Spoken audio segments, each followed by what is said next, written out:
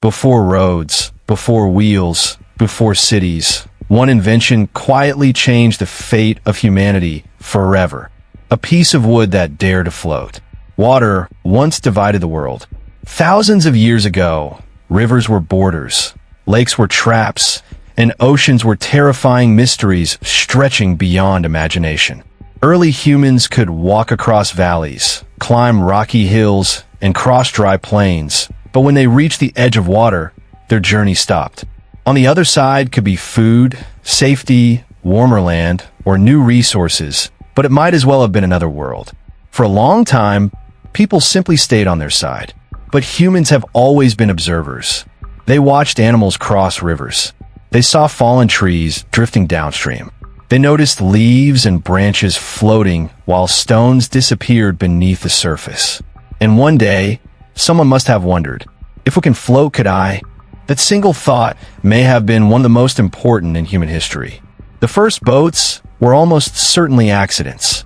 A person clinging to a floating log while crossing a narrow river. A hunter using driftwood for balance while wading into deeper water. It was risky, unstable, and frightening, but it revealed a life-changing truth. Water didn't always have to be an obstacle. Soon, people learned to use logs more intentionally. Instead of just holding on to them, they began sitting on them. Then, they discovered something even better. Tying several logs together made a more stable platform. This was the birth of the raft. Rafts were simple, no advanced tools, no metal, just wood, vines, and clever thinking. Yet this basic invention allowed humans to carry food, tools, and even families across rivers. Communities that were once isolated could now connect. New lands became reachable. Escape from danger became possible. Water was no longer just a barrier. It was becoming a path. But rafts had limits. They were difficult to steer and unstable in rough water. To go farther, humans needed something better. Then came a breakthrough born from patience and observation. People noticed that when the inside of a fallen tree rotted away, the hollow shell still floated. So they began hollowing out logs on purpose, using fire to burn the inside and stone tools to scrape away the charred wood. They shaped the first dugout canoes. This was a revolution. Unlike rafts, dugout canoes were narrow and streamlined. They moved faster. They could be paddled in specific directions. They were easier to control in currents. For the first time, humans weren't just floating, they were navigating. These early boats appeared in many places around the world, from Africa to Europe to Asia and the Americas. Archaeologists have found dugout canoes that are more than 8,000 years old. That means different groups of humans, separated by vast distances, all solved the same problem in similar ways. The boat wasn't invented once. It was invented again and again wherever people faced water and refused to be stopped. Canoes changed daily life. Fishing became easier and more productive. People could set nets and traps farther from shore. Villages near rivers gained access to better food sources and trade opportunities. Boats allowed people to transport goods like stone, wood, and crops more efficiently than carrying them by land. Rivers became the first highways. But humans didn't stop there. Curiosity always pushes farther.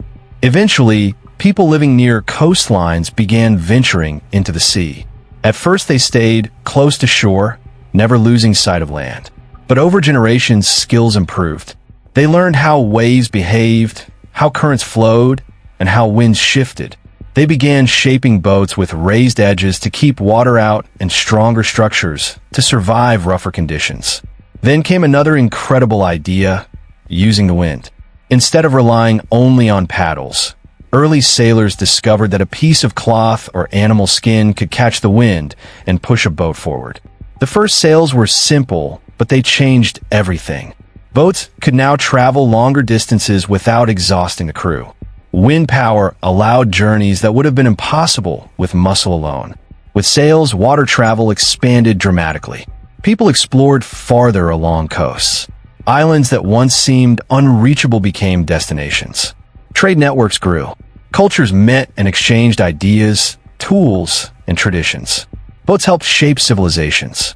In ancient Egypt, Boats were essential to life along the Nile River. They transported food, stone blocks, and people. In Mesopotamia, rivers connected cities and allowed trade to flourish. In Southeast Asia and the Pacific, island communities became some of the greatest navigators in history, crossing vast stretches of open ocean using stars, wave patterns, and bird movements as guides. Perhaps one of the most astonishing achievements made possible by boats was human migration across the oceans. Thousands of years ago, people reached Australia by crossing open sea. Later, Polynesian navigators traveled across the Pacific Ocean, one of the largest bodies of water on Earth, in wooden canoes, discovering and settling islands thousands of kilometers apart. Without boats, much of the world would have remained empty. But the invention of the boat wasn't just about exploration. It also changed power and conflict. As societies grew, boats became tools for trade, but also for war. Armies could travel along rivers and coastlines. Control of waterways meant control of resources. Naval power became a major force in shaping history. Still, at its heart, the boat remained a symbol of survival and courage. Early boat builders didn't have maps. They didn't know what storms might come. They didn't know if they would ever return. Every journey across water meant facing the unknown. Imagine pushing a handmade wooden vessel into a vast, moving body of water with no guarantee of safety. No weather forecast. No rescue.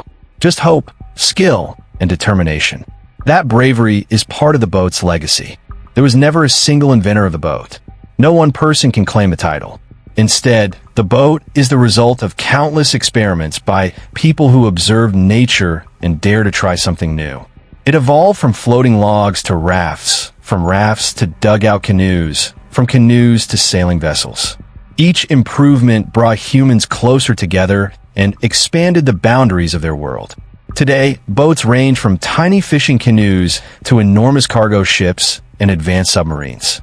They carry millions of tons of goods, connect continents, and explore the deepest parts of the ocean.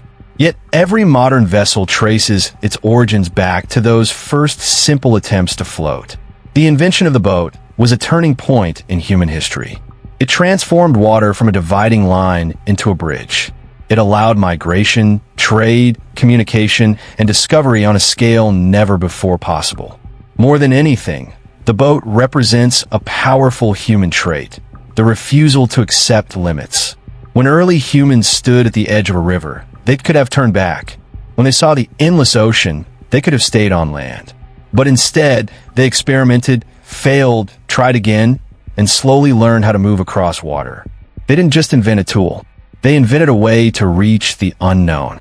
So the next time you see a boat drifting across a lake or a ship crossing the horizon, remember that you're looking at one of humanity's oldest and most important inventions.